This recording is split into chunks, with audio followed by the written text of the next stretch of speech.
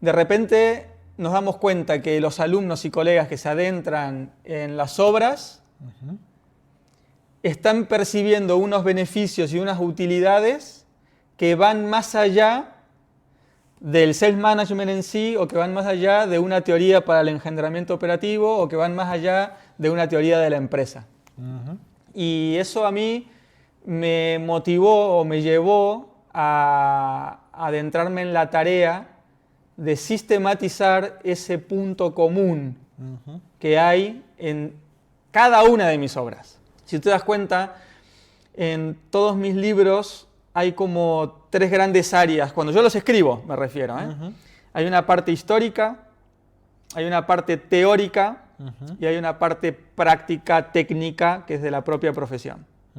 Una de las competencias metacognitivas claves tiene que ver con el recto pensar, en el sentido de poder integrar en el pensar y en el actuar de uno todo lo que nosotros podemos saber sobre las cosas, vamos a llamarle el marco teórico, y todo lo que nosotros podemos rescatar de las experiencias, ¿sí? Vamos a llamarle marco histórico.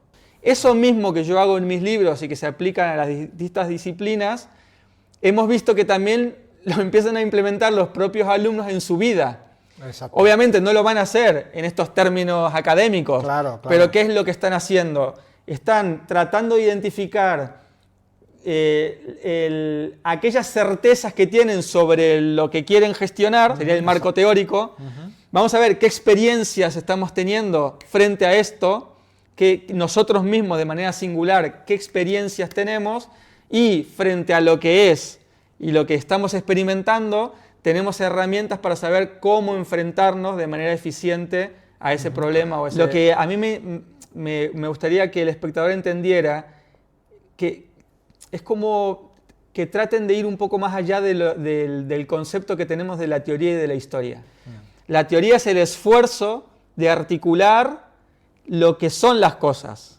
La historia, en la historia, está la manifestación de lo que las cosas son. Cuando tú observas la historia desde esta mirada metacognitiva y empiezas a percibir dónde está manifestada la esencia de lo que las cosas son, me da igual que sea una disciplina como el acompañamiento para el engendramiento, me da igual que sea el self-management, me da igual que sea la psicología, la terapia, lo que sea.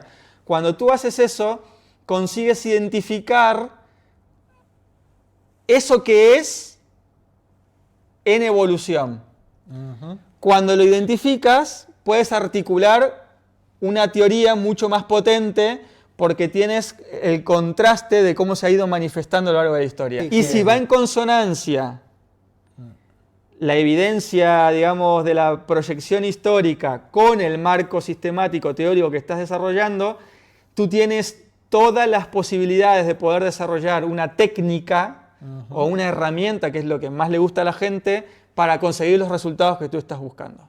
Y entonces, cuando yo hablo de la tríada del recto pensamiento, es porque me di cuenta que lo que Huerta de Soto hacía a manera académica en sus libros de economía, yo los he podido implementar, la misma estructura para definir un cuerpo para la teoría de acompañamiento, para el engendramiento, la catalización del engendramiento, sí, para el self-management, para lo que sea. Y también hemos visto cómo esto, los alumnos, sin haberles enseñado esto de manera explícita, lo están implementando no solo como profesionales, sino en su vida, con sus hijos, con su pareja, con sus jefes, con sus empleados, con lo que sean, ¿no? Entonces, poder articular esto y llevarlo al terreno de lo explícito, creo que puede ser muy potente. Cualquier persona, cualquier ser humano, tiene una forma de moverse en el mundo.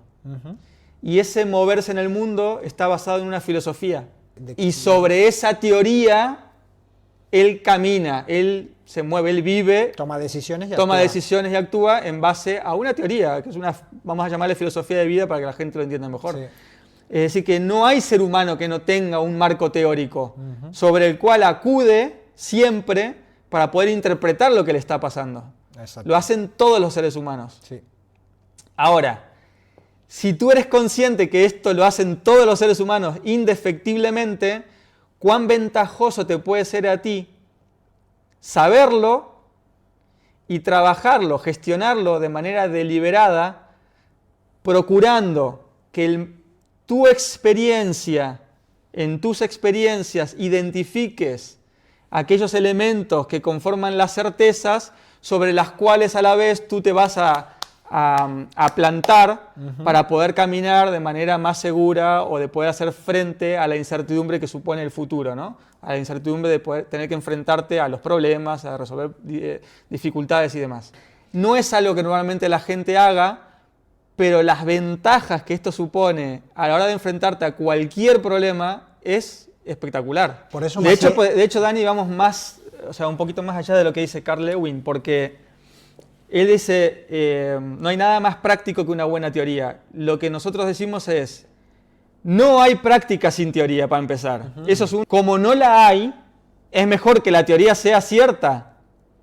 Porque si no es cierta, vas a tener un montón de problemas y de deficiencia. Total. Porque te vas a estar chocando con la realidad, porque te va a estar mostrando todo el tiempo. Es como que la realidad te va a estar queriendo enseñar algo y tú no lo estás aprendiendo, no porque la realidad no te lo esté mostrando, sino porque tú estás creyendo algo que está distorsionando la realidad. Por eso es importante esta tríada de la que estamos hablando ahora.